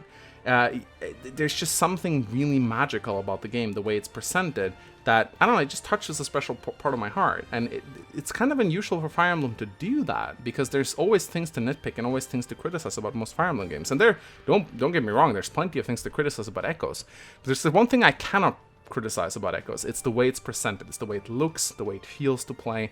It just feels really good to play. I think that's one of the biggest issues I have with Fates, is that you can really feel that the people who designed Fates didn't really care. At least, maybe it's a bit bold to assume that, but that's the feeling I get when I play Fates. It's like the writers didn't care about the story at all. They just shoved things in there. With Echoes, you feel like they really cared. Now, gameplay-wise, I think Echoes is a pretty fun game to play. Yeah, sure, it's a bit grindy sometimes, and the random encounters can be a bit annoying, and I think especially towards the late game, it gets a little tedious. I think the Tower of Duma was maybe one of the weakest aspects of Echoes. Didn't really feel that fun to me, honestly. It was just random encounter after random encounter after random encounter, and you really got tired of it after a while. But up until then, I had a lot of fun with Echoes. I'm having a lot of fun Iron Manning Echoes now. And it's just, I don't know, it's just fun. Like, it's just fun. There's many things to criticize about Echoes, you know. I kind of dislike the maps. I wish they gave us better maps. I don't understand. It's very faithful to Gaiden, and, you know, reading about the director and his dad, you understand why it's faithful to Gaiden, because obviously he loved Gaiden and he wanted to give it a faithful remake, and it is an extremely faithful remake. It's almost too faithful in many ways. I mean, they keep things in that you just go, why? Like, they keep the AI in that runs for the healing tiles. It just keeps in so many of the weird aspects of Gaiden that you always looked at as sort of like weird and flawed design. It's like they kept it in there as a sort of a homage to the memory of Gaiden, you know? And that's, then again, you can really feel that the person who designed this, he was like, he really loved Gaiden, and he wanted everyone to experience Gaiden the way he experienced it, just with better graphics and better mechanics. And that annoys me a little bit sometimes. Like, I think that they could have incorporated some additional things. They could have retouched the maps. They could have made it better in some ways, but it's also very beautiful, I guess, to see how much they loved Gaiden and they really didn't want to change it much. You kind of just gotta appreciate that. It also has an amazing cast of characters. Very few characters overall, but really amazing ones. I think what they did with, you know, Tobin and Gray, how they interact with the story and how they have so much more personality to them, really cool. I like how many of the side characters talk and have opinions and like discuss the plot. Love what they did with Saber and Celica's route, how he talked. Like, what an amazing voice actor. You know, how May and Celica talk to each other and bicker. The supports are really cute. They're very short though, and there's not many of them, which I think is kind of sad, but the ones that are in there I really, really love. I don't like how some of them are locked behind DLC. That was a bit of a minus for me, personally. I also think it's, you know, it needs to be said, like, the DLC that they released for that game was way too expensive. I mean, the DLC was worth more than the mainline game itself, which I think is inexcusable. So that's one of the, like, that's a big criticism I have towards that. I also think the post-game is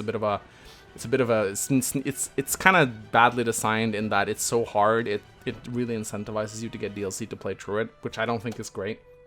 But, you know, aside from these, like, these are just nitpicks, honestly. Overall, when I play Echoes, I am just it takes my breath away with how beautiful and how gorgeous it is. And you just have to really appreciate that. At least I do a lot, which is why this game is on my top 5. Even though it's a game that has very little replay value, and, you know, you play through it once, you've kind of seen everything, it still just stands out as a wonderful piece of Fire Emblem game design to me.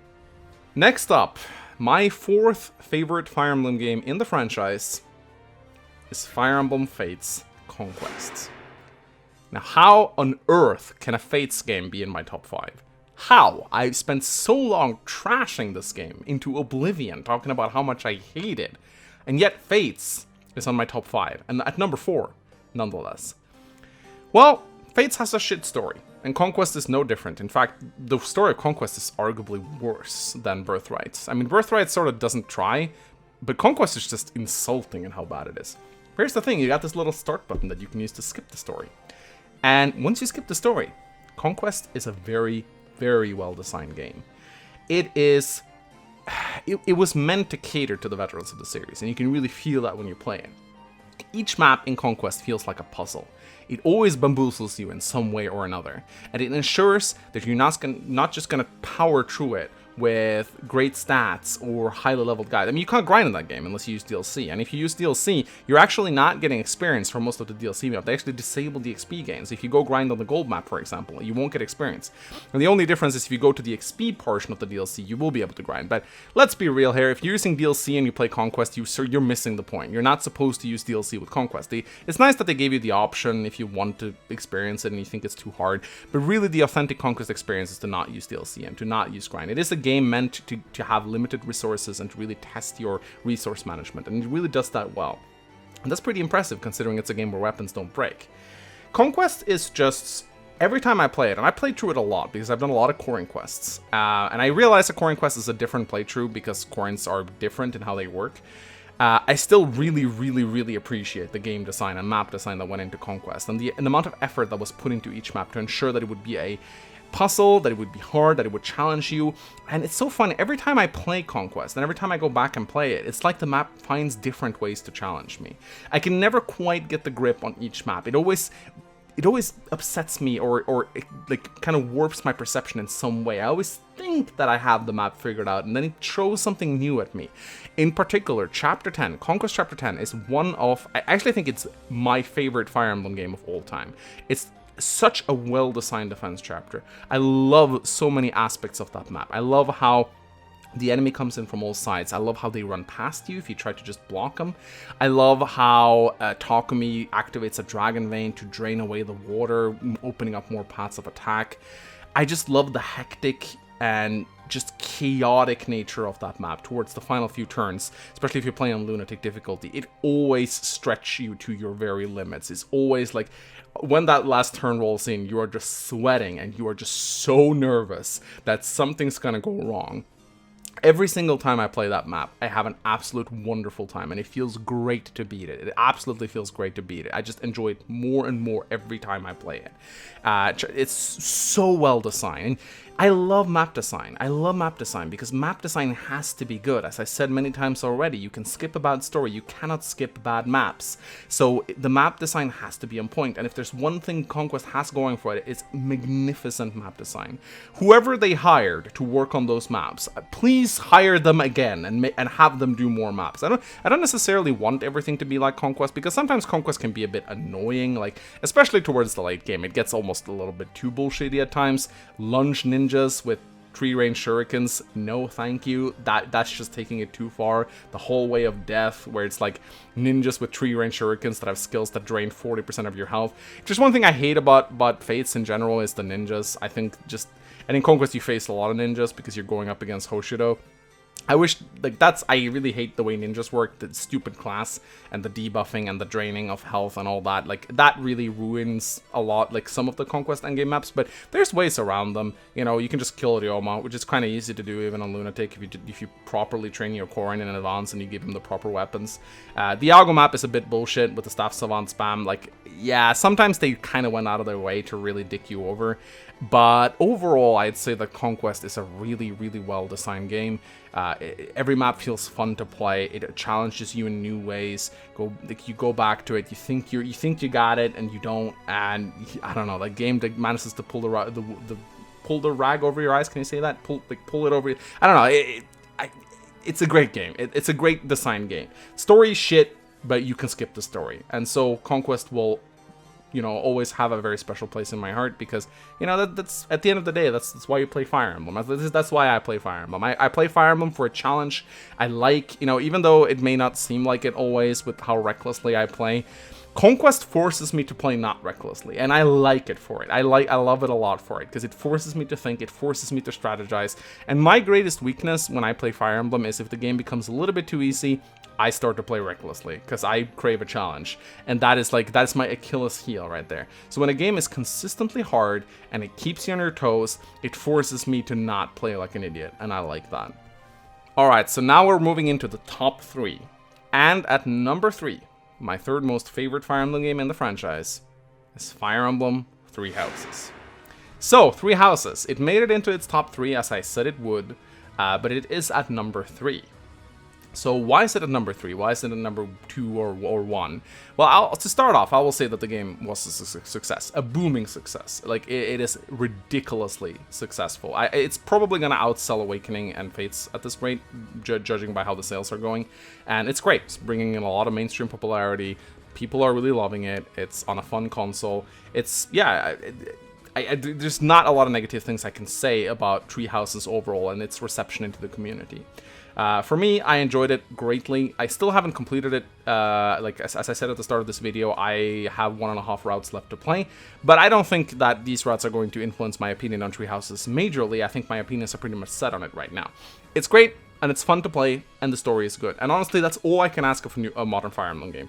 I had 0 expectations going in. I thought it was going to be Fates 2.0. It wasn't. And I'm so grateful for that. So fucking grateful that we got a decent Fire Emblem game. Not just a decent one, a really good one. That doesn't mean Treehouses is without its problems. And I think that if some of these problems were addressed, it might have been on number 1.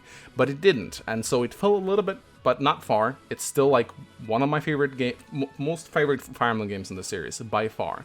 I will say that if we hadn't gotten Maddening, I probably would have rated it a little bit lower, because I actually think hard mode is too easy. I think hard is, you can break the game so easily. And the way you can break the game, like, I co-hosted with Rangor recently. Like, he's a relatively small YouTuber, and his production quality isn't all that great. But man, does he know a lot about Fire Emblem, and he broke that game in ways that I did not think possible. Like, I always knew the game could be broken, but when I saw Rangor play, I was like, holy shit, he's like trivializing this game on Maddening with 0% growth. I was like, wow. Balance was just thrown out the window with Treehouses. They did not care about balance. They just put a shit ton of things in the game, and they said, have fun with it. This is a sandbox. Build your students any way you want. We don't care if there's overpowered combos in this game. And there are overpowered combos in this game. Like, Battalion Wrath Montage is just, like, it just breaks the game. It just completely... You can get 100% crit so easily. You can get Vantage Wrath, 100% crit, just kill everything that comes at you. Use gambits like Retribution to get distant counter for 5 turns. It's ridiculous how easily you can break Treehouses into pieces. Despite that, I think it's a great game to play. And playing it on Maddening with Chas has definitely given me a new appreciation for the game. On Maddening, it feels like everything you do matter. On hard mode, the game sort of becomes a bit of a snore fest after a while, especially post-time skip. You should have just, like...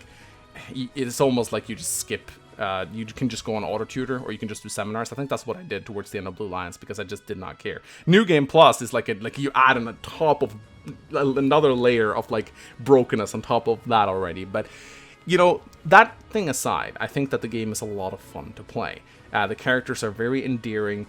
The gameplay flows smoothly. The animations have grown on me a lot. I disliked them a lot initially. I thought that the game looked like trash. Chas also said that the game just looks like poop. But for some reason, it's sort of like it's wiggled its way into my heart, and now I actually really like it a lot. It's kind of weird. I don't really know why, but it's just, I don't know. It's grown on me a lot. I've come to love the graphics of that game a lot more than I thought, and considering it's like just a modified Warriors engine, you wouldn't think that, but that's how it's turned out for me at the very least. I like how inspired it is by Fire Emblem 4. I think that it's it's kind of, it's cool to see how they've basically incorporated Holy Blood and legendary weapons and all that good stuff. They've really amped up the world building, which was the thing I was most afraid of. They really have created a big world that feels alive. It has politics, it has schemes, it has intrigues. There's just... You can really tell that they put a lot of focus in. I mean, I'm just glad we got a damn map, for God's sake. Like, I just wanted a map. That's one of the main things I hated about Fates, how it looked like a Google map world. I will say that the writing in Treehouses is definitely very hit and miss. Sometimes it really almost feels like Fate's level of writing. Like, some of the supports are terrible, and god, that game has a lot of supports. Almost too many supports. Like, I know I criticized Echoes for not having enough supports, but when I play Treehouses and I just see like 15 supports are available, I just go, Jesus Christ, can we maybe not have that many supports? Especially considering a lot of them feel kind of fillery. Like, I think almost every single one of Bernadetta's C supports is just a copy-paste. Like, person comes in, Bernie freaks out, haha. That's like... I can easily name 10 of her supports that go like that, which feels a bit annoying after a while. I wish they'd be a bit more creative in their supports, but I guess when they have that many to write, it kind of becomes hard to make everyone interesting and unique. But yeah, the story feels very hit and miss sometimes. Sometimes the dialogue is downright awful. It does a lot of show not tell, or tell not show, I guess, in this regard, where the students will just stand around and look at something and describe it, and you'd just be like, could we just turn the camera, please? But you know they can't, because the graphics are kind of limited. They have like you realize very quickly on a Treehouses that they didn't put a lot of effort into the graphics. Like, you have that scene where the characters stand around in a circle, you have a basic backdrop, and that's it, and that's all they do. And if they want to show you an item, they just show you a picture of the item. They don't, the way they can animate the cutscenes is very limited, and you really start to see that after a while. But at least they do what they can with the little what they have. And I'm kind of happy that they didn't spend a lot of resources on animating cutscenes, and that they used those resources and poured them elsewhere. Because there is a lot of content in Treehouses, a shit ton of content. You definitely get your money's worth in Treehouses. I don't think we can complain about a lack of content, even though Crimson Rose definitely deserved better as a route. Seriously. But still, you know, that's what I mean when I say it's hit and miss. You know, there's so many good things to say about it, but there's also a lot of bad things to say about it. And I think we're getting out of the honeymoon period right now. Treehouses has been like on a really big hype, and it's lasted for way longer than I thought it would. But I'm definitely seeing the hype starting to come down, and people are getting a little bit more comfortable with criticizing the game. If you tried criticizing Treehouses a couple months back, you'd get torn apart. People were very defensive over this game. If you said anything bad about it, people would tear you to shreds in the comments. Not just in my comment section, but I noticed that, like, on message boards, on Reddit, on Twitter, people did not like people criticizing Treehouses, because again, it was like a honeymoon period and the game was perfect and it could do no wrong. Now it's starting to come down a little bit, and people are starting to see the game a little bit more for its flaws, and they're actually starting to tear into those flaws a little bit, and I think that's fine. I think it's healthy to criticize Fire Emblem. I think we criticize things that we love. Doesn't mean we hate them or that we disliked it, but you know, we criticize because we care. And I think that Treehouses, it's far from a perfect game. It's very far from a perfect game. It's certainly it did way better than any of us expected, I think. But there's still a lot of things to critique about that game. Like, for example, the lack of maps. Why do they reuse so many maps? Holy crap. Like, I feel like I played... On my matinee playthrough with Chaz now, I feel like I played some of the maps like at least 5 or 6 times before. And I'm starting to go like, come on, really? Like, could we not get more maps? I think they're going to add more maps in the 4th DLC wave. But at that time, like... that is going to come out so late. That really should have been in the game at launch. Like, I don't understand why it's so hard to design maps. Like, I don't know how much effort goes into designing a piece of Treehouses maps, but the way they reuse the maps constantly, that is like one of my biggest complaints regarding the design of the map. The monastery is also a feature that I think, you know, you do it a lot. Like, there's a lot of monastery, and that was one of my initial fears with Treehouses, that the monastery would dominate too much of the game. On Madthing, I find the monastery a lot of fun, and especially when you start to get used to it, when you start to get really familiar with the monastery, you can do it pretty quickly. Although there's still a lot of exploration that needs to be done if you want to pick up all the little blue items. It's a bit, as I said, it's very hit and miss. You know, it's great, other times it's not, and the monastery I really enjoyed on Maddening, I really disliked it on hard mode. Fishing, you know, a minigame that also lost its charm really quickly for me. And but I will say, you know, it does so many things right. A lot of the paralogs are great. The students are wonderful. There's so many likable characters, so many good waifus. You know, the story really feel like it has soul, it has heart, and that's great. You know, I mean, that's amazing for a new modern Fire Emblem game to make it into my top 3. I think that's a great accomplishment. Some people might get a little mad that it's not number 1 or number 2, but you know, once we get to those games, I think you'll understand why. So now we come to the last 2 games, and of course, by revealing number 2, I am also indirectly spoiling number 1, at least if you paid attention to the list and you know which games are left, but I don't care. Number 2 is none other than Fire Emblem 4 Genealogy of the Holy War. You know, the reason why Genealogy of the Holy War makes it so high up on this list is not because of its gameplay or its mechanics or anything like that. It is there for the sole reason that it is the only Fire Emblem game to ever make me cry twice. And I'm not going to spoil anything from Fire Emblem 4. Most of you guys have probably played it or know the story at this point, but even if there's like one of you out there watching this who want to experience it with their own eyes, I am not going to spoil it. But I will reveal the times that I cried. It was at the end of Generation 1 and also the secret event that takes place in Chapter 10. the one you get after killing a certain character and standing near the ocean. That secret event teared me up so hard, especially because me and my friend, when we were playing it, we were actually able to discover it on our own. We only knew that there was a secret event on the chapter, we didn't know how to obtain it, and we managed to do it after much playing around, and when we did, it was such a rewarding thing. Now, again, Fire Emblem 4 has one of the most beautifully told stories, in my opinion. It really has. And while the gameplay of Fire Emblem 4 is not always great, I still think it's a pretty fun game to play. If you really get into it, it's a lot of fun. And, you know, I think that to this day, the pairing that you can do in FE4, like the 2 generations, it is the best way to introduce child characters to the game.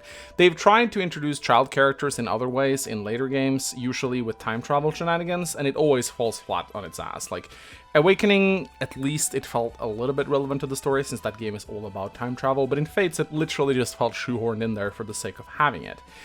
In Fire Emblem 4 it really makes sense, because it's a story that's told over 2 generations, and the fact that you can like pair characters up in that game just makes a lot of sense, and it's a lot of fun to do.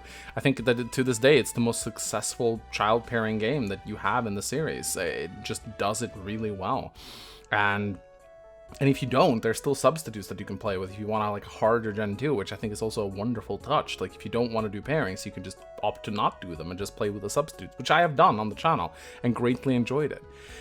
Fire Emblem 4 just really, to me, it has the most memorable characters, the best story, the politics and scheming in that game is on a completely different level, the world building is amazing, so much effort put into that game, the music is amazing, just the pacing of the story in general. I mean, it has its problems, obviously, like, I think Mecca's pointed this out several times. I feel like Oifi and Shannon sort of gets overshadowed a lot by Lewin in the 2nd generation, but aside from that, there's like small nitpicks that I can make here and there regarding the story.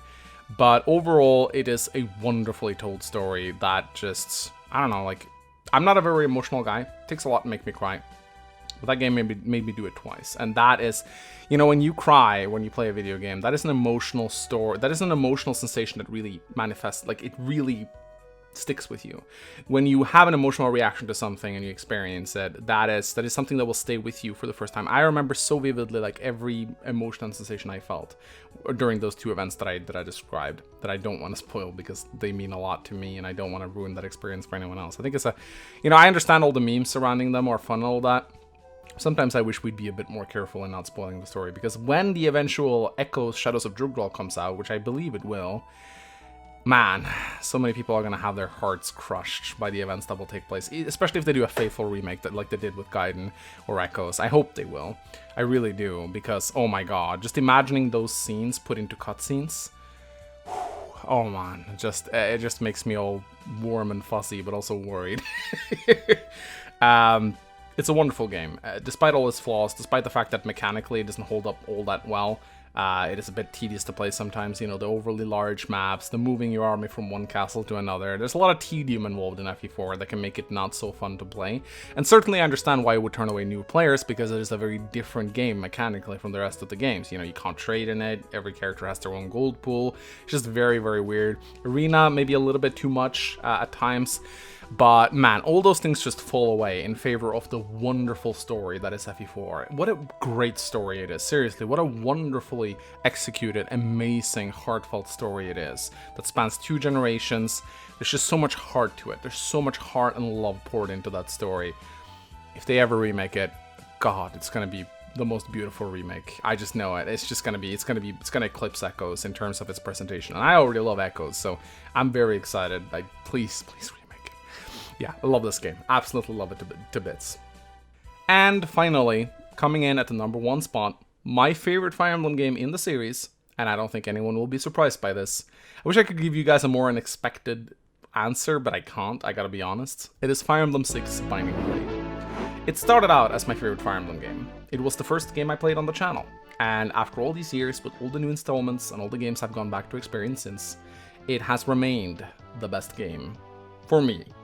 And I don't think anything's gonna change that. Like, it maybe a remake of Fire Emblem 4 will trump this, but I don't think it will. You know, I took a big break from FE6 a little while back. I played it a lot back on the channel in the day, and I kind of grew a little bit tired of it, because I played it like 3 times in a row or something on the channel with like randomizers and PMEs and stuff like that. And I took a long break from it, intending to come back to it, and I eventually did with my Iron Man streams, and Iron Manning that game just reaffirmed how much I love it. It really is the perfect game for me. It is not the perfect game for everyone. I'm a bit of an oddball in what I like, and FE6 just hits all my buttons perfectly. It's not a game I would recommend to new beginners of the game, and it's not a game that I would necessarily recommend to anyone. Like, I feel like it's a very niche Fire Emblem game. It is a perfect blend of old and new. It retains a lot of the mechanics that I love from old school Fire Emblem, and it incorporates a lot of mechanics from modern Fire Emblem that I love about it. It's like right in the middle of the golden age of Fire Emblem for me, and it's just old school enough to still have a lot of the things that I love from the older Fire Emblem games, but it's modern enough to have a lot of the features that I love from the newer games, and everything just comes together with a perfect blend. Now, a lot of people will give FE6 a lot of flack for its bland story. Roy is not exactly a very exciting protagonist, although he is much loved in the franchise because he's in Smash and he has a burning sword, but as a protagonist, he doesn't exactly add a lot to the story, but he doesn't need to, because FE6 is not a character-driven story. FE7 is. FE7 is all about individual characters, and story arcs among the different personalities in the game. FE6 is a game about the world of Alib, about the politics of Alib, about the power play of Alib, about how the world evolves around the decisions of a few people. Roy isn't necessarily a character that drives the plot with his personality. He sort of just responds to whatever happens around him. He plays a pretty bland role in the larger scheme of things, and I think that's completely fine. I have much the same relationship with Sigurd in FE4. He doesn't really do anything unexpected. He just kind of like gets strung along by the plot. And it's the same thing with Roy, and I don't necessarily fault him for that. Like, yeah, sure, could Roy have been more exciting? Yeah, that would be nice, but I feel like because he is so bland, he sort of doesn't take up much space, and he just lets the plot be on its own and stand on its own 2 feet. And I think that the plot of FE6 is really good. I think it's an intricate game about politics, scheming, world building, power, two great powers clashing on the field of battle. And one thing I really love about FE6 is that it really feels like you're fighting in a war. With FE7, you're kind of fighting in a skirmish, it feels like. In many of the other Fire Emblem games, it sort of feels like you're in skirmishes. But in FE6, it feels like you're going to war. It really feels like two giant armies clashing on the battlefield, and you're really commanding a large troop of soldiers on each side. And it really feels like you're going up against a powerful enemy. I love how, each different Gaiden chapter has to be unlocked for you to get the best ending. I love that. Initially I didn't, but I really like it. I like how difficult hard mode feels. I like a lot of the maps, There's some bad ones, like Chapter 8 is pretty shit, and Chapter 7 is one of the hardest chapters in Fire Emblem on hard mode, period. But man, the more I play FE6, the more I fall in love with it. The maps are a bit big, but if you utilize rescue and mounted units properly, then you can get through them pretty fast if you want to. And even then, I don't necessarily think it's a bad thing that it takes you a while to beat each chapter. FE6 is a long game, and it takes a long time to beat. And I know I criticized Radiant Dawn for its length, but I do feel like FE6 is a step below that, and it's still long enough to the point where I will properly enjoy it. And it's not too long to the point where I start getting bored of it. There's just so many things I love about FE6. I really do. I love how the characters are very different in power level. There are good and bad characters in that game. Some characters are just bad, and I think that's fine. I don't think every character should be equal. I think the pre-promotes in that game are really well balanced to the point where they're strong and they're really helpful, but they don't dominate the game. There's very few characters in Binding Blade who can just carry the run. Like, you got a few powerhouses like Rutger, Alan and Lance, if you train them properly and promote them. They're really good. Marcus is great in that game, but he doesn't like solo the game as he can like on FE7. And I don't know, I feel like FE6 gets a lot of crap for a few minuscule things like Roy not being able to promote and some of the characters being kind of weak. I feel like people really obsess over that, but I think it's part of the charm. This is why I hate all the Redux patches that try to like balance FE6 and try to turn it into like a modern Fire Emblem game. No, I love FE6 despite its flaws. I don't claim it to be an objectively good Fire Emblem game. I understand that it rubs a lot of people the wrong way. I understand that hard mode can really like piss off people, but for me, I don't know what it is, but it is the perfect blend of mechanics, gameplay, and story. It comes together in a beautiful way and just makes me appreciate it. And every time I play through it, I am reminded of why I love this game and why it will always probably be my favorite Fire Emblem game in the series. I actually love it so much that I'm worried about an eventual remake, because I think that if they remake FE6 and they don't go the route with Gaiden, where they stay very faithful to it, they're going to turn it into a modern Fire Emblem game and sort of destroy what kind of was charming about it. Maybe they'll try to turn Roy into more of a personality, which I understand why they would do that on paper. I understand that if you want to remake FA6, you want to add something to it that will kind of modernize it a little bit. But for me, I'm afraid that it would kind of ruin what I love about it. In many ways, I kind of feel very similarly towards FA6, like Mecha feels towards FA5. I get the sense he also loves it despite its flaws. He loves it, but despite its mechanics. I think the difference is that I don't try to argue that FA6 is a well-designed game. He tries to argue fervently that FA5 is a well-designed game, whereas I think it's not. But, you know, that aside, that'll be another video, I guess. As I said, FA6, I think it's great. For me, it's just perfect. For me, it's perfect. For me, it's a perfect Fire Emblem. I love how you travel all over Alib. Well, there's a route split, obviously, so you won't see all of it on one playthrough, but that's fine. You can play it multiple times. It has great replayability, a huge roster of characters, and another like really underrated feature about FA6 is how it gives you a lot of playable characters really early on. So you have a lot of choice in the early game. In many Fire Emblem games, you kind of you get your roster very slowly and then very quickly. But in FA6, it throws like 10 or 11 playable characters at you right from the start, and it gives you a lot of freedom in how you want to build them. And a lot of the early game characters are a little trash, but hey, that's the charm of FA6. Not every character is good. But I think I've played Fire Emblem 6 at least 20 times, and I've tried using everyone. I'd unlock all the supports and all that, and I still love the game. I don't understand how I can play a game 20 times and not be tired of it, and still like be excited about it. That is something, I guess maybe something's wrong with me. I don't know, maybe I'm just weird, but I love FF6 to death, and every time I play it, I just love it more and more and more and more, and I don't think anything's going to change that at this point. It's weird, I can't explain it, but Binding Blade will forever be my favorite Fire Emblem game in the series. Alright, ladies and gentlemen, that was me rating every single Fire Emblem game in the series, or at least the mainline ones, from worst to best based on my subjective opinion. I'm going to put the list next to me so you guys can see it in all of its glory. And of course, if you disagree with me, which I'm sure some of you will, feel free to post your lists. You don't necessarily need to include all 18 games, like maybe you haven't played some, so just include the ones you have played, and if you want to rate Fates as 1 game, or 3, or Tree Houses as 1 or 3, that's up to you as well. Make your own goddamn list. You don't need to follow my example. I'd love to see your lists, and just see what kind of games you like, and like, which ones are on the top 3 for you.